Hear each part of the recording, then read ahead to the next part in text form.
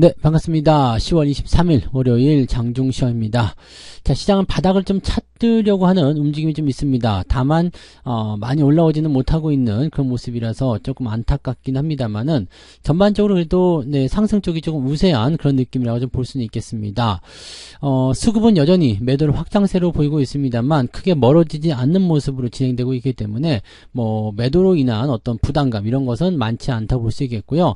전체적으로는 일단 실적 관련한 종목군들이 많이 집중이 되고 있기 때문에 오늘은 자동차 종목군들이 좀 강세 보이고 있죠. 그리고 자동차 관련주들이 올라가면서 전반적으로 분위기를 참 이끌고 있기 때문에 대형주들에 대한 움직임들이 나쁘지 않다고 판단됩니다. 이렇게 실적 관련한 종목군들이 당분간은 더 주목을 받을 거 생각되고 있기 때문에요. 이제 3분기 실적에 좀 주목을 하셔야 될 것 같고요. 미국 증시 같은 경우도 이제 실적, 빅테크 기업들의 실적 발표가 시작되는 이번 주간에서는 네, 실적의 좌우를 좀 많이 받을 것이다 생각되시면 되겠죠. 네. 자, 그 다음에 키움증권이 지금 작전주 때문에 크게 하락하는 모습이 좀 벌어지고 있는데, 뭐, 키움증권에 이제 그 자회사 격으로 있는 그런 기업들도 같이 변동성이 나타나고 있습니다. 작전주가 진짜, 여러, 네, 죽이는 것 같은 느낌이에요.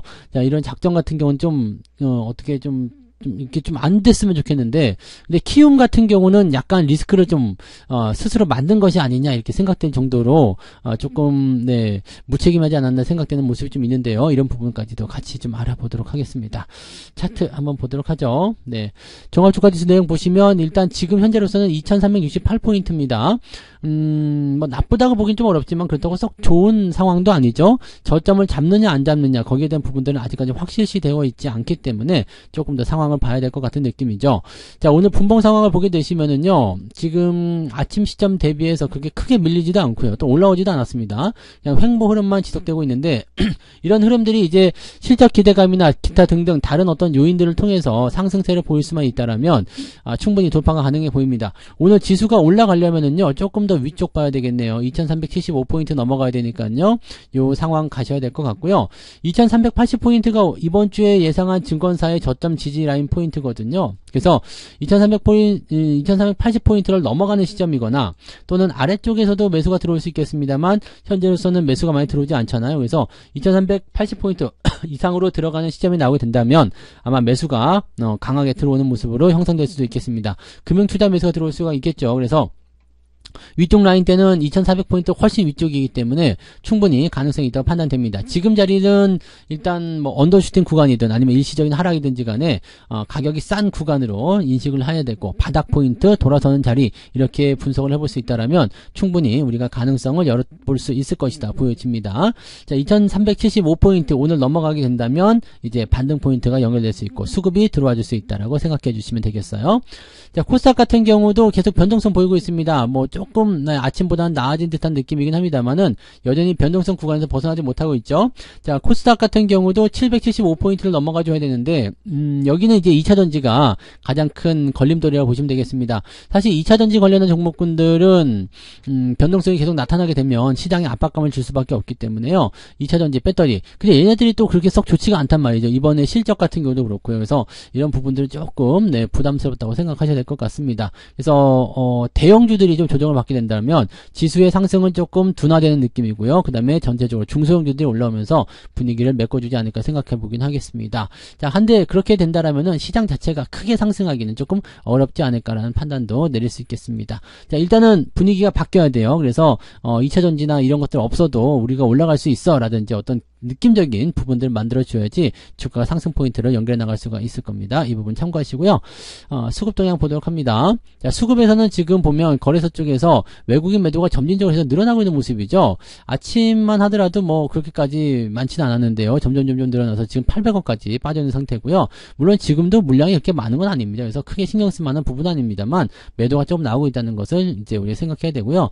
금융투자는 아침 일찍 저점이다 해서 매수가 들어오는 모습이었는데 지금 조금 같이 떨어지고 있는 모습이에요. 그래서 현재로서는 일단 지금 자리에서 매수가 들어가도 괜찮지만 확실히 바닥 또는 돌리는 포인트 이게 나타난 다음에 진행하겠어라는 느낌을 느낌을 가져갈 수도 있습니다. 그래서 지금 판단하는 부분에서 본다라면은 2375포인트, 2380포인트 이상 넘어가면 이 금융투자의 매수가 어느 정도 들어오면서 주가를 더 끌어올리는 역할을 해줄 수 있을 것이다 라고 생각해 볼 수가 있겠습니다. 이런 부분 참고하시고요.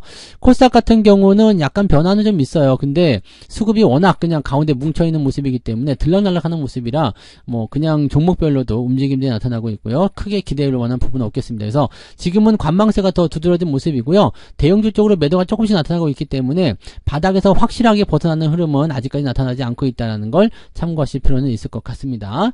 자, 시총 상위 종목들 살펴보도록 할게요. 오늘 시총 상위 종목은 말 그대로 그냥 가만히 있는 형태의 느낌이에요. 삼성전자하고 SK 하이닉스는 조금 빠져있는 모습이긴 한데요. 큰 문제는 없죠. 아직까지는 둘 종목 다 매수 포인트 가져가기는 조금 껄끄럽긴 합니다만은 삼성전자는 일단 뭐 7만원대 아래쪽 공략은 나쁘지 않아 보이죠. 그래서 그렇게 유지하시면 되고요. 지금 자리에서 본다라면은 일단 또 요만큼 내려갔다가 반등 포인트가 나타나고 있지 않기 때문에 가격을 조금 더 아래쪽 보셔야 될 필요는 있겠습니다만 뭐 그냥 이 가격이나 크게 나쁘지 않습니다. 그래서 68,000원이든 7,000원이든 69,000원이든 7만원이든 그게 큰 범위의 어떤 변동성이 나타나지 않는 구간이라면 매수가 필요하시다면 조금씩 대응하셔도 나쁘지 않다 보시면 되겠죠.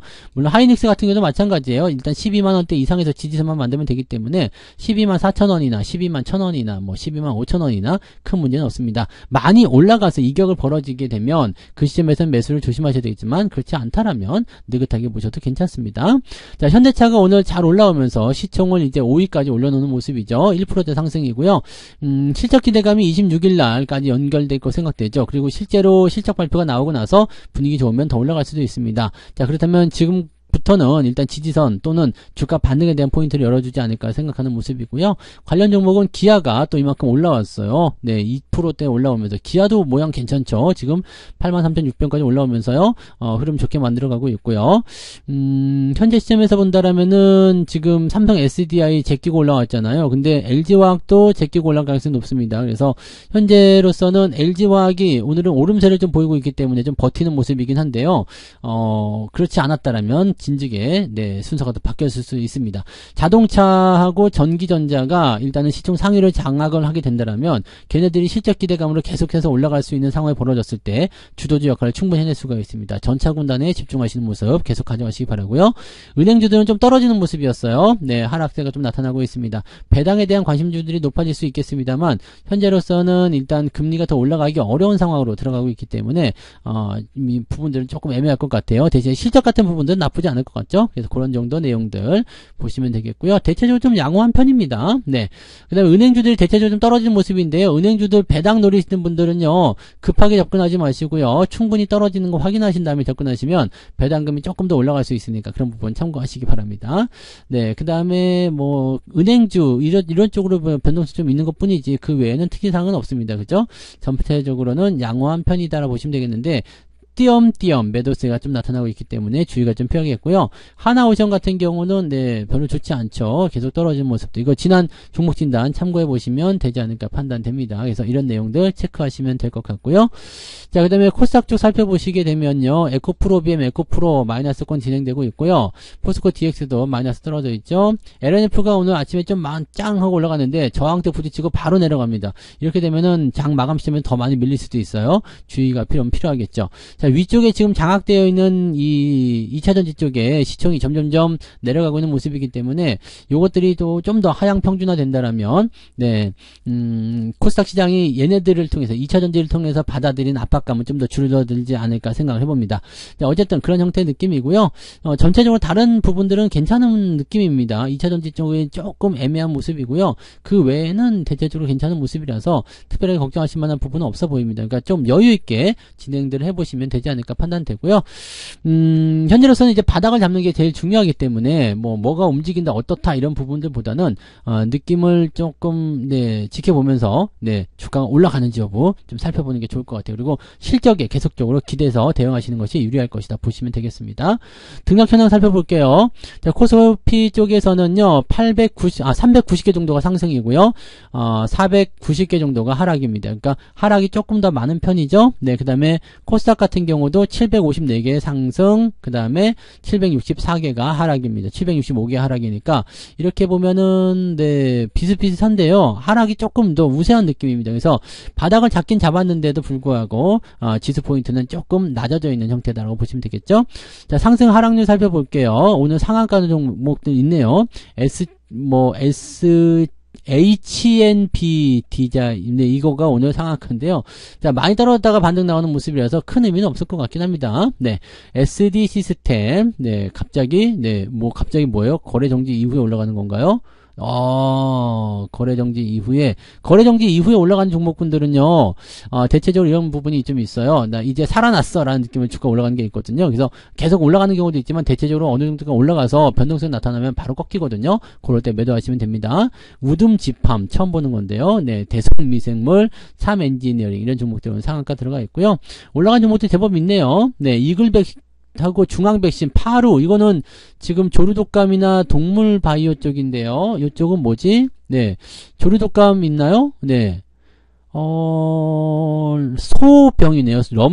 럼피스킨병이네요. 동물 백신주들이 오늘 올라갔다. 네, 이 동물 백신이랑 같은 부분들은요, 뭐 구제역이나 이런 거에서 아시겠지만은 이게 막 전방위적으로 퍼진다라고 한다면 문제가 좀 되는데요. 그렇지 않으면 단기적인 부분에 끝날 경우가 많이 있습니다. 네, 그런 것들 참고하시고요. 네, 특이사항은 없지만 오늘 그래도 상승한 종목이 제법 있네요. 10% 이상 상승한 종목이 24개나 되기 때문에 평소보다는 조금 더 많이 나왔다라고 생각해 주시면 될 것 같네요. 네, 그런 부분들이고요. 좀 내려볼까요? 네, 상승 포인트는 2.28, 그냥 평균적입니다. 나쁘지 않은 거고요. 그냥 그럭저럭 괜찮네 이런 정도로 보실 수 있겠습니다. 하락률 볼게요. 하락률 보시면 오늘 하한가 유니퀘스트 하한가요. 거래정지 이후에 하한가 들어가네요. 뭐 때문일까요? 왜 들어갔을까요? 회사 분할 이후에 하락하는 부분이 일어날 이유가 있나 싶을 정도인데 왜지? 네, 이것 때문에 굳이 네, 회사가 네, 분할 합병하고 나서 갑자기 이렇게 나빠질 그 이유가 뭐가 있을까요? 네. 뭐 다른 게 있어서 그런 건 아닌 것 같고, 그죠? 네, 지금 뭐 배당락, 권리락, 분할 합병 때문에 50% 까였다. 뭐 그거는 그건데 거기서 하한가를 더 때려버린다? 좀 이해가기 어려운 부분인데 아무튼 네, 그렇게 되어 있네요. 좀 더 자세히 보긴 해야 되겠는데 그렇고요. CCS도 같은 네, 맥락인가요? 네, 요거는 또 왜일까요? 오늘 하한가 좀 두 개나 있는데. CCS는 무엇 때문일까요? 얘의 최대주주는 누구냐? 뭐 특별한 거 없는데 뭘까요? 투자 경고. 글쎄, 네, 이것도 좀 자세히 봐야 되겠네요. 이게 많이 올랐기 때문에 떨어지는 부분일 수도 있겠습니다만, 네, 빨간 딱지 붙으면은 일단 갑자기 안 좋을 때 밀리는 경우도 있을 수 있겠죠. 네, 그런 부분. 키움증권 떨어지는 거, 이 키움증권이 가장 문제예요. 지금 미수금이 5천억이라고 나와 있잖아요. 영풍재지 때문인데 영풍재지 쪽으로 미수금이 5천억이다. 근데 얘가 지금 상반기 때 벌어들인 게 5천억이 안 된단 말이에요. 그러니까 순이익보다도 더 많은 미수금이 사야 돼. 미수금은 말 그대로 그냥 미수금이에요. 그러니까 이거는 이 정도까지 되어 있으면은요, 반대 매매를 통해서 회수를 좀 해야 될 것 같긴 한데 다 걷어들일 수 있겠느냐에 대한 문제죠. 물론 이제 5천억을 전부 다 손실로 잡히지는 않을 거예요. 왜냐면 담보로 거는 거잖아요. 그렇기 때문에 반대 매매가 들어가니까 개인 투자자들만 이제 좀 피곤한 상황이 좀 되겠죠. 근데 거래 정지가 떨어진 상태이기 때문에 거래가 풀리더라도 하한가가 직행할 가능성이 높습니다. 영풍재지 같은 경우는. 그래서 손실을 조금은 감안을 해야 될 것 같은 느낌이죠. 그래서 아주 큰 네, 손실, 뭐 5천억이 다 손실로 잡히지 않겠습니다만, 네, 손실을 어느 정도는 예상을 해야 될 것 같은 느낌이에요. 그러다 보니까 이제 관련 종목들, 여기 키움증권에 이제 연결되어 있는 종목들이 다 같이 떨어지는 그런 형태로 가고 있죠. 아주 지랄맞은 종목입니다. 네, 이거 예전에도 뭐 작전주 휘말려가지고 그랬었는데 지금도 이 모양이냐. 이거는 그때는 어떻게 잘 피해갔죠? 네, 그때는 어떻게 잘 피해갔는데 지금은 네, 미수계좌로 들어오니까. 근데 이 미수계좌도 찜찜한 게요, 다른 증권사들은 7, 8월경에 이미 다 미수 동결을 해버렸단 말이죠. 미수 거래가 안 되게끔 했는데 얘네들은 계속적으로 증거금 40% 잡아놓고 그냥 이 영풍재지 거래 정지되기 전까지 그냥 그렇게 해놔서 미수계좌를 100개나 돌렸다는 거 아닙니까? 그 다음에 거래 정지 떨어지고 나서 미수를 못하게 만들었는데, 그게 네, 거래 정지 되고 나서 그렇게 하면 뭔 소용이 있냔 말이죠. 자, 그 다음에 피해는 고스란히, 네, 이거 무조건 반대 매매 들어가는 거잖아요. 그러니까 피해는 고스란히 지금 개인 투자자들이 받아들이게 생겼습니다. 증거금 다 싹 빼서 가져겠죠. 자기들은 손해 절대 안 보거든요. 그래서 증거금 싹 뺏어가면서 매도를 때릴 거기 때문에 그냥 거의 다 털리는 수가 있을 것 같은데요. 상당히 좀 안 좋은 상황입니다. 그래서 키움증권 어차피 뭐 투자도 안 하고 계시겠지만 투자하시는 분들은 별로라고 생각하셔야 될 것 같습니다. 근데 키움증권에 대한 부분들은요, 낙폭이 좀 컸기 때문에 이 부분들에 대해서는 반등이 나올 수 있어요. 왜냐면 말씀드렸듯이 미수금 5천억이 그대로 다 잡히는 게 아니거든요. 그러니까 그렇게 된다면은 이제 해결되는 시점에서 이제 주가 반등이 좀 나타날 수 있겠죠. 이번에는 워낙 작전주의 또 휘말렸다, 뭐 미수금 계좌가 크다, 뭐 이렇게 돼가지고 나오는 거지만 그런 부분들이 좀 있겠죠. 얘네가 또 이제 종목들 미수 안 되게 좀 하는 거, 그런 종목군들 또 많이 있는데 걔네들도 오늘 하락세 같이 보이고 있다고 보셔야 됩니다. 그래서 그다지 키움증권은 그다지 좋아 보이지 않는다라고 보셔야 되겠죠. 어쨌든 지금까지 떨어졌다라면 일단 뭐 별 수 없죠. 여기 시점에서는 반등이 나오기 기다려야 되는데 너무 리스크에 조금 방만했던 것이 아닌가라는 생각을 좀 해볼 수가 있겠습니다. 어떤 식으로든 경고나 조치가 좀 있어야 되지 않을까 생각되는 부분이죠. 자, 마이너스 2.2%이기 때문에 플러스 2하고 마이너스 2하고 하면 계좌는 그냥 보합이면 맞을 것 같아요. 플러스 마이너스 없는 그런 보합 수준, 플러스 마이너스 0.5% 정도 예상하시면 될 것 같네요. 그래서 계좌 상황에서는 뭐 큰 문제는 없어 보이고요. 한국 알콜 매도 포인트 말씀드렸죠. 장중에 문자로도 보내드렸으니까 잘 참고해 보시면 되겠고요. 요거 이제 갖고 계신 분들은 매도하시면서 차익 실현하시면 되는데 요즘 이런 게 많아요. 매물대 들어오면은 바로 밀고 내려가는 거, 이런 것들 때문에 좀 주의가 좀 필요했다라고 판단하시면 되겠습니다. 요거 잘 챙겨서 이제 현금 확보하시고요. 다른 거 매수하실 때 필요하신 돈으로 활용하시면 되겠습니다. 자, 오늘 매매 동향 보시면은요, 기관 쪽에서 키움증권 1차적으로 매도하고 있고요. 포스코홀딩스, 셀트리온, HD, 현대일렉트릭, 현대건설 뭐 등등등 매도가 나가고 있고요. 삼성전자와 하이닉스는 순매수가 들어가고 있습니다. 지수 방어용으로 이용하고 있는 것 같다 판단됩니다. 외국인들이 어떻게 받고 있는지 봐야 되겠죠. 외국인들은 삼성전자, 하이닉스 매도가 좀 있어요. 그 다음에 SDI, 에코프로비엠 얘네들은 계속 팔고 있는 모습이고요. 삼성전자하고 하이닉스는 매도 규모가 크지 않기 때문에 괜찮습니다. 그 다음에 키움증권은 기관하고 외국인 둘 다 팔고 있군요. 그리고 2차전지 쪽 매도가 꾸준하게 나오고 있다는 모습. 자동차 쪽 매수가 있어요. 기아, 현대차하고 기아 두 개 놓고 보면 기아가 더 매력적일 수도 있어요. 왜냐면 현대차는 분기 배당으로 해서 배당이 쪼개지는데 기아는 한 방에 다 주죠. 그 다음에 기아 입장에서 본다면 기아 실적이 지금 3조 원권에 거의 육박하거든요. 3조 원에 육박한다라는 것은 대단한 그런 기대치라고 보시면 되죠. 그러니까 분기 실적이 3조 원에 육박한다면 기아의 어떤 실적이 지금 올해에도 굉장히 빵빵하게 나올 수 있다는 얘기가 되니까 기대감들이 더 커질 수 있는 상황이 좀 되겠죠. 그래서 이런 부분들, 그리고 삼성전자 우선주 매수가 좀 들어가고 있어요. 나쁘지 않죠. 그 다음에 에코프로나 이런 것들 매수 좀 있고요.